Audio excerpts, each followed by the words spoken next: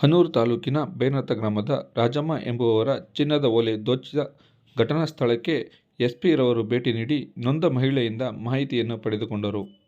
ಗ್ರಾಮದ ರಾಜಮ್ಮ ಅವರು ಜಮೀನಿನಲ್ಲಿ ಬೇವಿನ ಬೀಜನ ಆರಿಸುವಂಥ ಸಂದರ್ಭದಲ್ಲಿ ಇಬ್ಬರು ಅಪರಿಚಿತರು ಬಂದು ಅವರನ್ನು ಮಾತಾಡಿಸೋ ನೆಪದಲ್ಲಿ ಇಲ್ಲಿ ನಮಗೆ ಭೂಮಿ ಬೇಕು ಯಾರ ಅಂತ ಮಾಹಿತಿ ಕೇಳೋ ಥರದಲ್ಲಿ ಬಂದು ಅವರನ್ನು ತಳ್ಳಿ ಕಿವಿ ಓಲೆಯನ್ನು ಬಿಚ್ಕೊಂಡು ಹೋಗಿರೋ ಘಟನೆ ನಡೆದಿತ್ತು.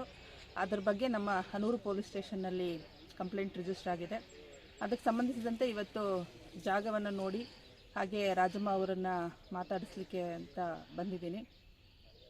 ಈ ಪ್ರಕರಣ ದಾಖಲಾಗಿರೋದ್ರ ಸಂಬಂಧಪಟ್ಟಂತೆ ಈಗ ಆಲ್ರೆಡಿ ಯಾರು ಮಾಡಿರಬಹುದು ಅನ್ನುವಂಥದ್ದು ಆರೋಪಿಗಳ ಸುಳಿವು ಸಿಕ್ಕಿದೆ.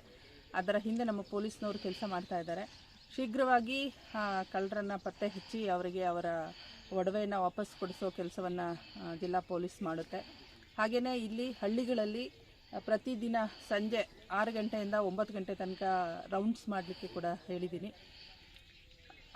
ಹಾಗಾದರೆ ಪೊಲೀಸ್ನವರ ಓಡಾಟದಿಂದ ಬೇರೆ ಅನೈತಿಕ ಚಟುವಟಿಕೆಗಳು ಅಥವಾ ಕಾನೂನು ಬಾಹಿರ ಚಟುವಟಿಕೆಗಳಿಗೆ ಕಡಿವಾಣ ಹಾಕಲಿಕ್ಕೆ ಸಾಧ್ಯ ಆಗುತ್ತೆ.